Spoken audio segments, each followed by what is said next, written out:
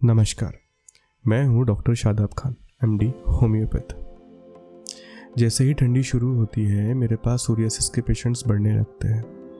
Psoriasis के patient में एक सवाल बहुत कॉमन होता है, सर ठंड आते ही मेरी खुजली और बूसे क्यों बढ़ जाते हैं। इस सवाल का जवाब हम इस वीडियो में समझेंगे। आज की वीडियो में हम इसके पीछे की साइंटिफिक वजह समझेंगे और मैं आपको बताऊंगा कुछ ऐसे टिप्स जो ठंडी में आपके सोरियासिस को कंट्रोल में रखेंगे।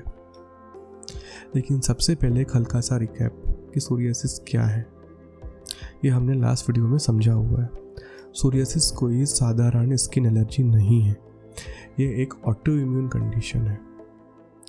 नॉर्मल स्किन सेल्स को बनने में 28 से 30 दिन लगते हैं, लेकिन सोरियासिस में हमारा इम्यून सिस्टम एक केमिकल रिलीज करता है जिसका नाम है IL-17। ये IL-17 स्किन सेल्स को गलत सिग्नल देता है कि जल्द से जल्द डिवाइड हो, और इस वजह से जो काम 1 महीने में होना चाहिए वो कभी कभी 3 से 4 दिन में भी होने लगता है। और यही कारण है कि स्किन पे सिल्वर स्पॉट्स और फ्लेक्स जमा होने लगते हैं। अब जानते हैं ठंडियों में सोरियासिस के बढ़ने की 4 बड़ी वजह। सबसे पहली वजह, ठंडी में हवा में नमी कम होती है। हमारी स्किन का जो नेचुरल बैरियर है ना, वो सोरियासिस में पहले से ही कमज़ोर है, और जो ड्राई हवा है वो स्किन से मॉइस्चर पूरा निचोड़ लेती है, जिससे स्किन सेल्स में डिहाइड्रेशन हो जाता है और वो सिकुड़ने लगते हैं। और जो पैचेस आते हैं सोरियासिस के, उनमें क्रैक्स और ब्लीडिंग शुरू होती है। दूसरा, स्टडी बताती है कि सोरियासिस के पेशेंट्स में विटामिन डी और ओमेगा 3 की बहुत ज़्यादा डिफिशियंसी मिलती है। जो सूरज से यूवी रेज आती है वो IL-17 की एक्टिविटी को कंट्रोल करती है। सर्दी में धूप कम मिलती है, जिसकी वजह से IL-17 को खुली छूट मिल जाती है और स्किन सेल्स को वो तेज़ी से और बढ़ाने लगता है। हम सबको ठंडी में गर्म पानी से नहाना बहुत ज़्यादा पसंद है, लेकिन ज़्यादा गर्म पानी स्किन के प्रोटेक्टिव ऑयल को पूरी तरह से ख़त्म कर देता है। ये बिल्कुल वैसा ही है जैसे जलती आग में पेट्रोल डालना। सर्दी में वायरल इन्फेक्शन जैसे सर्दी खांसी बहुत ज़्यादा बढ़ते हैं, और जब हमारी बॉडी किसी वायरस से लड़ती है तो हमारा इम्यून सिस्टम हाइपर एक्टिव हो जाता है, जिसकी वजह से IL-17 और TNF अल्फ़ा हमारी बॉडी में बढ़ जाते हैं और स्किन्स में ज़्यादा स्पॉट्स आने शुरू हो जाते हैं। और अक्सर लोग इसी वक्त सबसे बड़ी गलती करते हैं, मॉइस्चराइज़र और स्टेरॉइड्स को मिक्स करके लगाते हैं। अब आप क्रीम्स में जब स्टेरॉइड मिक्स करके लगाते हैं तो आपकी स्किन तो ऊपर से साफ़ हो जाती है, लेकिन वो इन्फ्लामेशन हमारी बॉडी के अंदर चले जाता है, और ये स्टेरॉइड मिक्स क्रीम हमारी इन्फ्लामेशन को टेम्पररी दबा देती है। लेकिन जैसे ही क्रीम बंद होती है, बीमारी पहले से ज़्यादा तेज़ी से वापस आती है, जिसे हम रिबाउंड फ्लेयर कहते हैं। इस फ्लेयर के दौरान हमारी बॉडी में IL-17 और TNF अल्फ़ा का लेवल अचानक से ही बहुत बढ़ जाता है, और ये बढ़ा हुआ TNF अल्फ़ा सीधा जॉइंट्स पे हमला करता है, और जिसकी वजह से सोरियाटिक आर्थराइटिस ट्रिगर होता है। जी हाँ, इसी से आपको सोरियाटिक आर्थराइटिस हो सकता है। इस सोरियाटिक आर्थराइटिस में हमारे जॉइंट्स में बहुत ज़्यादा स्वेलिंग और पेन शुरू होता है। अगर आप सिर्फ क्रीम लगा रहे हैं तो आप सिर्फ स्किन के स्पॉट्स को साफ कर रहे हैं, लेकिन अंदर का इन्फ्लामेशन बिल्कुल भी ठीक नहीं हो रहा है। याद करिए, क्रीम कोई परमानेंट सॉल्यूशन नहीं है। अब बात करते हैं सर्दियों में हम स्किन की देखभाल किस तरह से करें ताकि हमें इचिंग और ब्लीडिंग बिल्कुल भी ना हो। सबसे पहले तो है 3 मिनट रूल। ये 3 मिनट रूल क्या है? हमें नहाने के तुरंत बाद यानी 3 मिनट के अंदर जब हमारी स्किन हल्की गीली हो तभी मॉइस्चराइज़र लगाना है।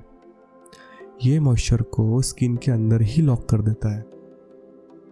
दूसरा, सर्दियों में लोशंस काम नहीं करते क्योंकि उनमें वाटर कंटेंट ज़्यादा होता है, तो इस टाइम पे हमें वर्जिन कोकोनट ऑयल सबसे अच्छा है, या कोई थिक ऑइंटमेंट यूज़ करना है।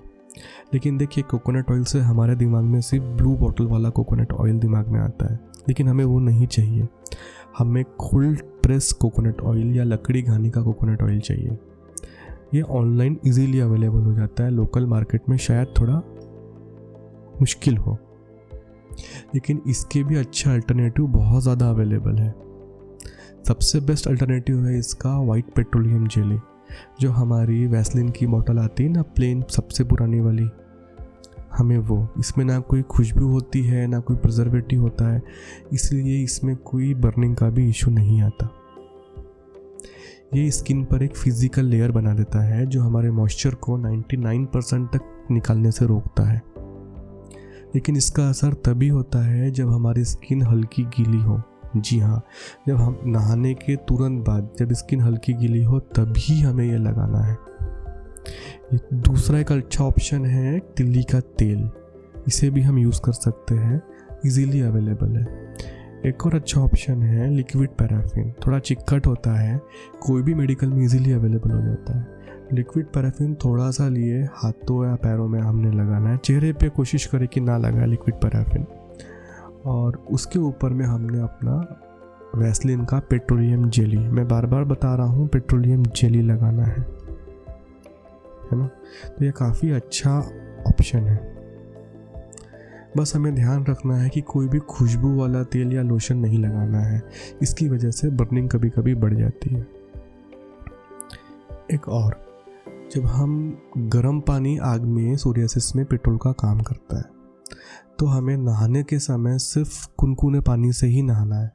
और देखिए हमारे नहाने का समय 10 मिनट से कम ही हो, ज़्यादा देर तक के भी हमें उसमें नहीं नहाना है।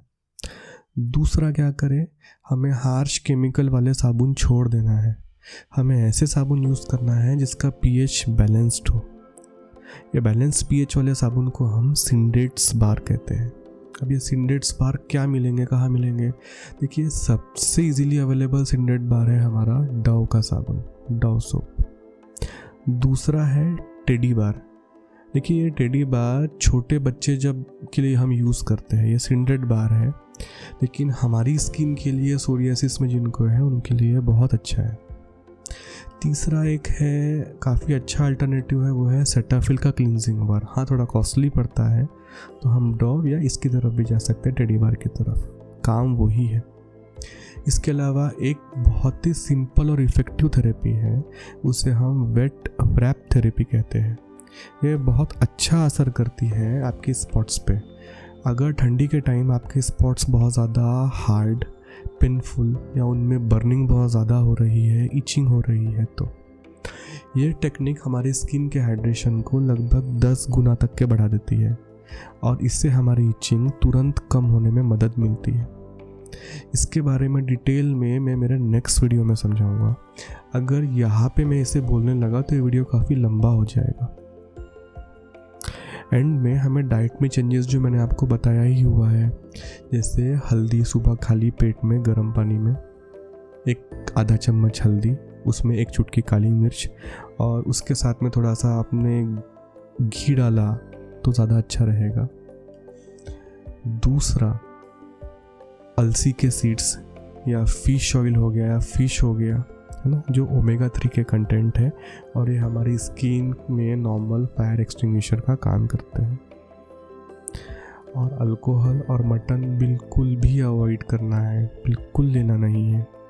अल्कोहल हमारी स्किन को डिहाइड्रेट करता है और मटन इन्फ्लामेशन बढ़ाता है, तो इससे क्रैक्स और जॉइंट्स में स्वेलिंग ये आने के चांसेस बहुत ज़्यादा बढ़ जाते हैं। देखिए सोरियासिस को हराने के लिए हमें कंसिस्टेंसी बहुत ज़्यादा ज़रूरी है। कम से कम 3 महीने तक के ये स्किन केयर और डाइट फॉलो करके देखिए, और इसके साथ में प्रॉपर अगर मेडिसिन लिया तो बहुत जल्दी फ़र्क पड़ेगा।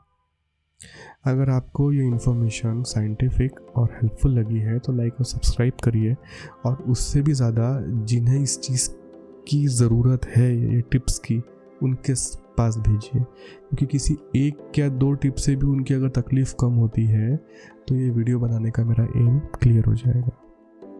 Thank you.